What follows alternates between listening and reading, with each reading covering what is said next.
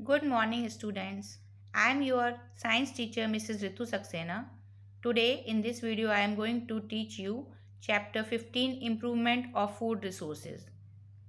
What is food? Food means bhojan. Why is it called a resource? Because it is very necessary for living organisms. भोजन सबको पता है जीवित रहने के लिए बहुत ज़रूरी है और ये हमें क्या प्रोवाइड करता है? Nutrients. All living organisms need food. Food supplies proteins, carbohydrates, vitamins, fats, minerals. We require all these nutrients for our body development, growth and health.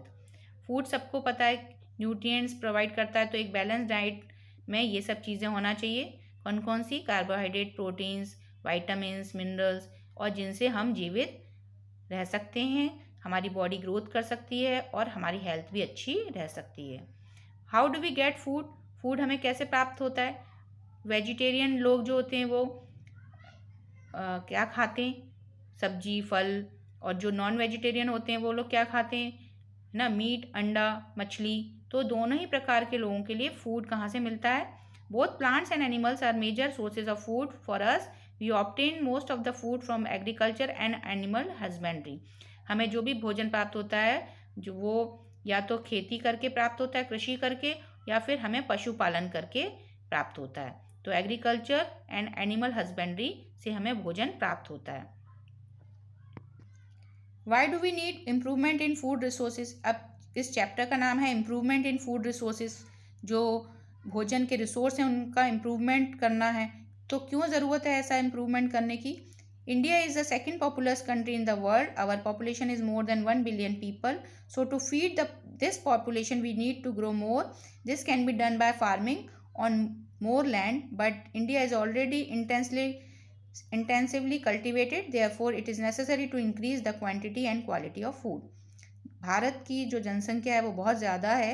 130 crore हम भारतवासियों का भोजन की व्यवस्था करना बहुत मुश्किल काम है. और चूंकि भारत एक कृषि प्रधान देश है तो यहाँ पर ज़्यादातर लोग कृषि पे ही निर्भर हैं, खेती ज़्यादा करते हैं. गांव में आपने देखा होगा खेती किसानी लोग करते हैं ज़्यादा. तो भारत में पहले से ही इतनी ज़्यादा खेती हो रखी है कि अब ज़मीन और ज़्यादा है नहीं, तो उतनी ज़मीन पर ज़्यादा पैदावार करना एक बहुत ही चैलेंज है भारत के लिए, जिसको काफ़ी हद तक हम सक्सेसफुल हुए हैं. और इसमें जो ग्रीन रेवोल्यूशन और वाइट रेवोल्यूशन ने बहुत सहयोग किया है.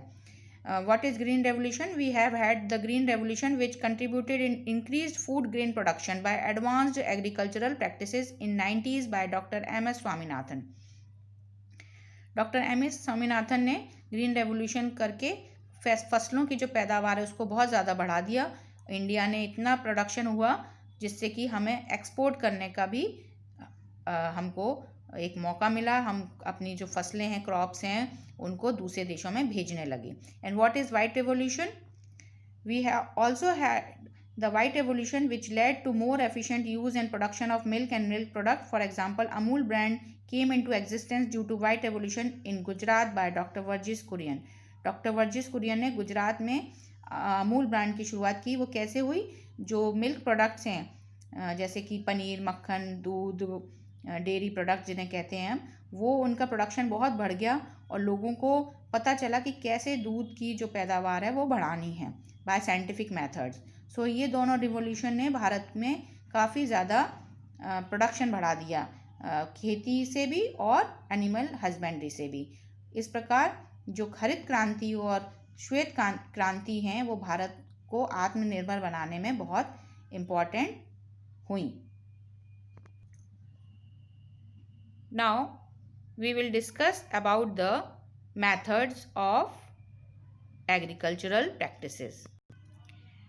The methods of improvement in food resources are mixed farming, intercropping, mixed cropping, crop rotation. But we have to do all these methods by sustainable development. क्या होता है सस्टेनेबल डेवलपमेंट? सस्टेनेबल डेवलपमेंट में हमें ऐसे मेथड्स अपनाने पड़ते हैं जिससे कि हम एनवायरनमेंट को कोई नुकसान ना पहुंचाएं और आने वाली जनरेशन्स के लिए भी नेचुरल रिसोर्सेज को सुरक्षित रख सकें. हम डिस्कस करेंगे इस बारे में later on. First we will discuss the improvement in crop yields by the methods which we can improve crop yields. So they are the methods. The major groups of activities for improving crop yields can be classified into three parts: crop variety improvement, crop production improvement and crop protection management, जिनके द्वारा हम देख सकते हैं कि कैसे improvement किया जाए। क्रॉप वैरायटी के द्वारा हम वैरायटी अच्छी कर देते हैं प्लांट्स की, क्रॉप प्रोडक्शन के द्वारा हम प्रोडक्शन को बढ़ा देते हैं, और क्रॉप प्रोटेक्शन के द्वारा हम जब फसल तैयार हो जाती है तो उसको कीड़े और बीमारियों से बचाने के तरीके अपनाते हैं। So crop variety improvement methods can be done by hybridization and genetic engineering. What is hybridization? It is a crossing between genetically dissimilar plants. This crossing may be done by cross pollination. It is of three types: intervarietal, interspecific, intergeneric. Hybridization किसे कहते हैं? जब हमको अपने जो भी हमारी फसल है उसमें कैरेक्टरिस्टिक्स जो हैं वो नए कैरेक्टरिस्टिक लाने होते हैं, तो हम क्रॉसिंग करवाते हैं प्लांट्स की। उनका जो रिप्रोडक्शन होता है प्लांट्स में वो किसके द्वारा होता है? पॉलिनेशन के द्वारा। और इसको हम अलग अलग वेराइटीज़, अलग अलग स्पीशीज़ और जीन्स के पेड़ पौधों में करा सकते हैं, जिसके द्वारा हमें अपने मन मुताबिक कैरेक्टरिस्टिक वाला पौधा प्राप्त होता है। The second is genetic engineering. The way of improving the crop by introducing a gene that would provide the desired characteristic in crops is called genetic engineering. इसमें क्या करते हैं? इस मेथड में हम एक कोई जीन जो क्रोमोसोम्स जो कैरी करते हैं कैरेक्टरिस्टिक, उसको इंट्रोड्यूस करा देते हैं, जिससे हमें नए कैरेक्टरिस्टिक वाला पौधा हमारे मन मुताबिक प्राप्त होता है, जिसकी उसकी उपजाऊपन है वो ज़्यादा होता है। इसलिए इन फसलों को क्या कहते हैं? HYV, high yield varieties. Factors for which variety improvement is done are higher yield, improved quality, biotic and abiotic resistance, change in maturity duration, wider adaptability, desirable agronomic characteristics. इन सारे फैक्टर्स को ध्यान में रख के हम नए पौधों को बनाते हैं साइंटिफिक मेथड से, कि वो जो बीज हो या फसल हो वो कैसा हो, ज़्यादा उपजाऊ हो, ज़्यादा पैदावार करे, उनकी क्वालिटी अच्छी हो, उनमें रेजिस्टेंस हो, हर वेदर में, हर तरह की मिट्टी में उगने की उनमें रेजिस्टेंस हो, गर्मी सर्दी वो झेल पाएँ वो पौधे, उनकी जो मैच्योरिटी ड्यूरेशन है, उनमें फूल और फल आने का जो टाइम है वो हम घटा या बढ़ा सकते हैं, उनमें वाइडर एडेप्टिबिलिटी हो, हर एरिया में वो पैदा हो सकें, बर्फीले स्थानों पर या फिर बहुत गर्म प्रदेशों में वो फसल उग सके। इस तरह से डिज़ायरेबल उनमें हम एग्रोनॉमिक कैरेक्टरिस्टिक्स डाल सकते हैं by genetic engineering and hybridisation.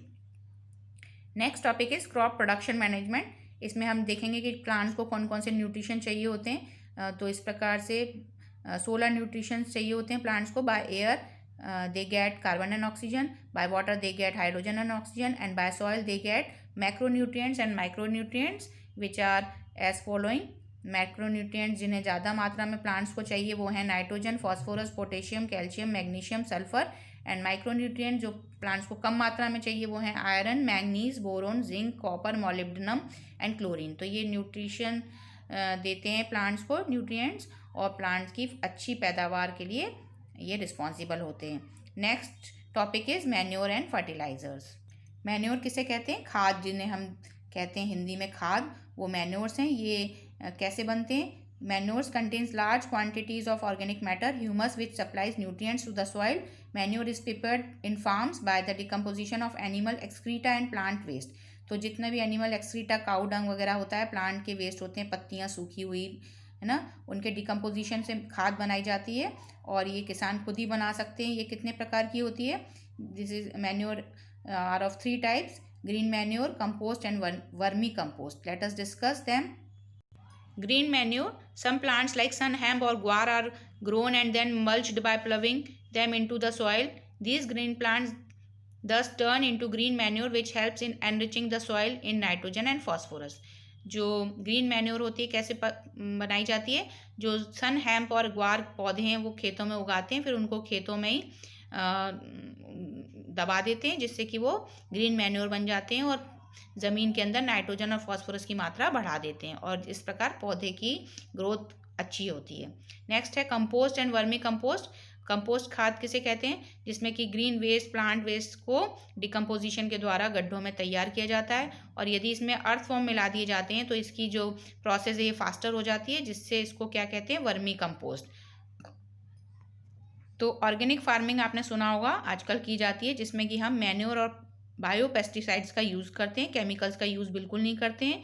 जो फर्टिलाइज़र्स होते हैं वो केमिकल्स होते हैं, इसलिए उनका यूज़ आजकल जो है वो हम कम करने की सलाह किसानों को देते हैं। Fertilisers are commercially produced in industries, they provide nutrition to plants more than manure, but they do not contain humus, but they are used for good growth of plants और क्रॉप्स। देखिए जो फर्टिलाइजर्स हैं उनको उर्वरक कहते हैं, ये chemicals होते हैं, इनको इंडस्ट्रीज में बनाया जाता है, इनमें डिफरेंस होता है मैन्योर और फर्टिलाइजर्स में। और ये फर्टिलाइजर्स जो होते हैं ये हमारे पर्यावरण को और हमारी हेल्थ को बहुत नुकसान पहुंचाते हैं। प्रोडक्शन तो बढ़ा देते हैं लेकिन नुकसान भी करते हैं। तो what is the difference between manure and fertilisers? Let us see. Manure, they are made up of organic material. Fertilizers, they are made up of chemicals. Manure, they supply less nutrients. Fertilizers supply more nutrients. Manures are cheap and fertilizers are costly. Manure are prepared in farms, whereas fertilizers are prepared in industries. Manure, they do not cause pollution. Fertilizers can cause water pollution, soil pollution, land pollution, etc. अब हम बात करेंगे irrigation की। Irrigation means खेतों में जो पानी पहुंचाया जाता है, फसलों को पानी चाहिए होता है, वो किन मेथड्स के द्वारा देते हैं? By rivers, by wells, by canals, by check dams, by tanks. तो किसानों को पानी की जो इरिगेशन में ज़रूरत पड़ती है वो इन सब चीज़ों से मिलता है पानी, नदियों से, कुओं से, नहरों से, डैम्स बनाते हैं। तो इस प्रकार किसानों को इरिगेशन के लिए वाटर अवेलेबल किया जाता है। Cropping patterns, let us discuss what are the different cropping patterns. Different ways of growing crops are mixed cropping, intercropping, crop rotation. Mixed cropping, it is a method of growing two or more crops simultaneously on the same piece of land. For example, wheat plus gram, wheat plus mustard or groundnut or plus sunflower. Mix cropping में एक ही खेत में दो फसल एक साथ उगाई जाती हैं, उसको हम मिक्स क्रॉपिंग कहते हैं। Intercropping, it is a method of growing two crops simultaneously on the same field in a definite pattern. Intercropping में क्या होता है? पैटर्न बनाए जाते हैं, है ना। उसमें क्या, एक रो जैसे एक फसल की हो गई, दूसरी रो में दूसरी क्रॉप उगा दी। इस प्रकार से इंटरक्रॉपिंग में एक पैटर्न होता है definite. For example, a few rows of one crop alternate with few rows of second crop. The crops are selected such that their nutrients requirement are different. For example, soybean plus मेज, बाजरा plus लोबिया। तो इसमें ऐसी फसलों का pair बनाया जाता है जिनकी न्यूट्रिएंट्स को जो रिक्वायरमेंट है वो डिफरेंट हो, ताकि अलग अलग पौधे अलग अलग न्यूट्रिशन लेके और ग्रो कर सकें। Next is crop rotation. इसमें क्या करते हैं? The growing of different crops on land in a pre planned succession one after one is known as crop rotation. In this way 2 or more 3 crops can be grown in a year with good harvest. देखिए क्या होता है crop rotation में, क्या करते हैं? किसानों को सलाह दी जाती है कि वो एक बार कौन सी फसल लें, लेग्यूम फैमिली की फसल को उगाएं, जैसे कि चना, मटर, है ना, क्योंकि उनमें नाइट्रोजन फिक्सेशन ज़्यादा होता है। और फिर दूसरी फसल वो कोई सी भी ले सकते हैं, जिससे जो सॉइल है उसमें नाइट्रोजन की मात्रा कम नहीं होती और जो किसान है उसको अच्छा पैदावार प्राप्त होती है। तो ये 3 प्रकार के क्रॉपिंग पैटर्न्स हैं। And the last topic for this video is crop protection management. देखिए किसान ने बहुत मेहनत करके फसल उगाई और वो फसल यदि कीड़ा लग जाए, बीमारी लग जाए या कोई जानवर उसको खा जाए तो बहुत नुकसान होगा किसान का, उसकी पूरी मेहनत पे पानी फिर जाएगा। तो उसके लिए क्या करते हैं, जो क्रॉप है उनको नुकसान पहुंचाने वाली चीज़ें कौन कौन सी हैं? वीड्स, जिन्हें हम खरपतवार कहते हैं। पेस्ट मीन्स उसमें कोई इंसेक्ट का अटैक हो जाता है। एंड डिजीज़, पेड़ों को भी डिजीज़ होती हैं, उन बीमारियों से भी उनको बचाना होता है। तो इस प्रकार से किसानों को क्रॉप प्रोटेक्शन मैनेजमेंट भी सिखाया जाता है, जिसमें है वीड्स कंट्रोल करने के लिए हर्बिसाइड्स, पेस्ट कंट्रोल करने के लिए पेस्टिसाइड्स एंड डिजीज़ कंट्रोल करने के लिए बहुत सारे फंजीसाइड्स वगैरह का यूज़ किया जाता है। तो कौन कौन सी वीड्स होती हैं, खरपतवार कौन कौन से होते हैं? Weeds are unwanted plants in cultivated fields. For example xanthium, parthenium, गाजर घास जिसे हिंदी में कहते हैं, साइप्रेनियस रोटंडस जिसको मोठा कहते हैं।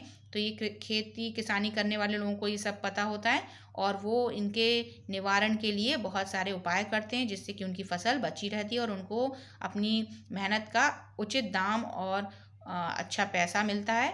तो I hope you would have understood this part of our video. I will meet you in the next video in which I will explain you animal husbandry. So thank you. Have a nice day. Bye.